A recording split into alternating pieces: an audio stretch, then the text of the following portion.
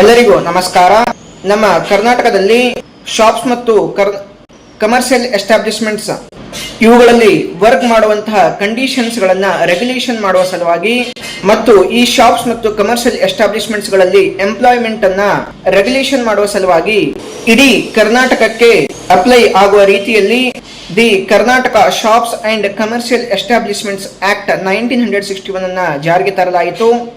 ಈ ಆಕ್ಟ್ ನಲ್ಲಿ ಡೆಫಿನಿಷನ್ಸ್ ಗಳು, ಎಕ್ಸಂಪ್ಷನ್ಸ್ ಗಳು, ಎಸ್ಟಾಬ್ಲಿಷ್ಮೆಂಟ್ ಗಳನ್ನ ಯಾವ ರೀತಿಯಾಗಿ ರಿಜಿಸ್ಟ್ರೇಷನ್ ಮಾಡಬೇಕು, ಡೈಲಿ ಮತ್ತು ವೀಕ್ಲಿ ವರ್ಕಿಂಗ್ ಅವರ್ಸ್ ಎಷ್ಟಿರಬೇಕು, ರೆಸ್ಟ್ ಎಷ್ಟಿರಬೇಕು, ಓಪನ್ ಯಾವಾಗ ಆಗಬೇಕು, ಕ್ಲೋಸ್ ಯಾವಾಗ ಆಗಬೇಕು, ಯಾವ ಸಮಯದಲ್ಲಿ ಆನ್ಯುವಲ್ ಲೀವ್ಸ್ ಗಳನ್ನ ಕೊಡಬೇಕು, ವಿತ್ ವೇಜಸ್ ಕೊಡಬೇಕು, ವೇಜಸ್ ಆಕ್ಟ್ ಮತ್ತು ಕಂಪನ್ಸೇಷನ್ ಆಕ್ಟ್ ಗಳ ಅಪ್ಲೈ ಯಾವ ರೀತಿ ಆಗಬೇಕು, ಇಲ್ಲಿ ಚಿಲ್ಡ್ರನ್ ಗಳ ಎಂಪ್ಲಾಯ್ಮೆಂಟ್ ಪ್ರೊಹಿಬಿಟ್ ಮಾಡಲಾಗಿದೆ, ರಾತ್ರಿ ಸಮಯದಲ್ಲಿ ವುಮೆನ್ ಗಳ ಎಂಪ್ಲಾಯ್ಮೆಂಟ್ ಪ್ರೊಹಿಬಿಟ್ ಮಾಡಲಾಗಿದೆ.